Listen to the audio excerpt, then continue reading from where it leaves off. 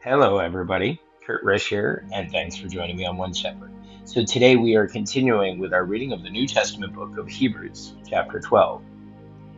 Therefore, we also, since we are surrounded by so great a cloud of witnesses, let us lay aside every weight and the sin which so easily ensnares us, and let us run with endurance the race that is set before us, looking unto Jesus, the author and finisher of our faith, who, for the joy that was set before him, endured the cross, despising the shame, and has sat down at the right hand of the throne of God.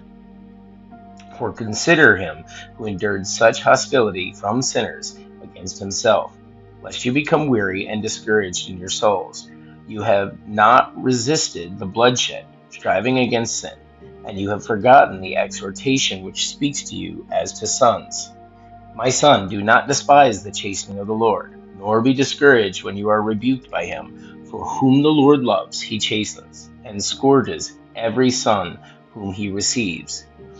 If you endure chastening, God deals with you as with sons. For what son is there whom a father does not chasten? But if you are without chastening, of which all have become partakers, then you are illegitimate and not sons. Furthermore, we have had human fathers who corrected us, and we paid them respect. Shall we not much more readily be in subjection to the Father of spirits and live? For they indeed for a few days chastened us as seemed best to them, but he for our profit, that we may be partakers of his holiness. Now no chastening seems to be joyful for the present, but painful. Nevertheless, afterward it yields the peaceable fruit of righteousness to those who have been trained by it.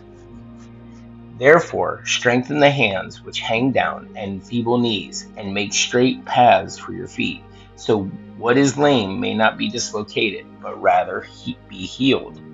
Pursue peace with all people, and holiness, without which no one will see the Lord, looking careful lest anyone fall short of the grace of God, lest any root of bitterness springing up cause trouble, and by this many become defiled.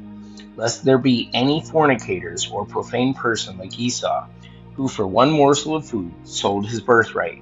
For you know that afterward, when he wanted to inherit the blessing, he was rejected, for he found no place for repentance, though he sought it diligently with tears. For you have not come to the mountain that may be touched and burned with fire, and to blackness and darkness and tempest, and the sound of a trumpet and the voice of words, so that those who heard it begged that the word should not be spoken to them anymore. For they could not endure what was commanded. And if so much as a beast touches the mountain, it shall be stoned or shot with an arrow. And so terrifying was the sight that Moses said, I am exceedingly afraid and trembling. But you have come to Mount Zion, and to the city of the living God, the heavenly Jerusalem, to an innumerable company of angels, to the general assembly and church of the firstborn, who are registered in heaven, to God, the judge of all, to the spirits of the just men made perfect, to Jesus, the mediator of the new covenant, and the blood of sprinkling that speaks better things than that of Abel. We do have a word study, guys. The word study is mediator. The Greek word is mesites, Strong's Concordance number 3316. This Greek word means a go-between, an intermediary between two parties. Paul describes Moses as a mediator of the first covenant.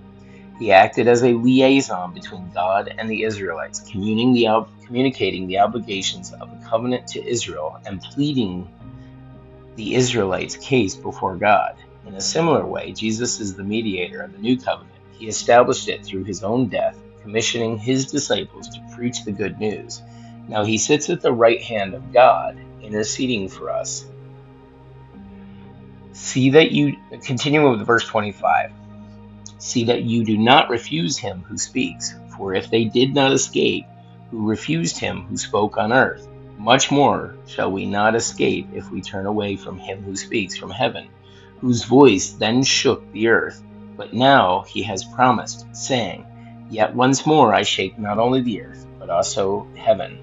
Now this, yet once more, indicates the removal of those things that are being shaken as the things that are made, that the things which cannot be shaken may remain. Therefore, since we are receiving a kingdom which cannot be shaken, let us have grace by which we may serve God acceptably with reverence and godly fear. For our God is a consuming fire.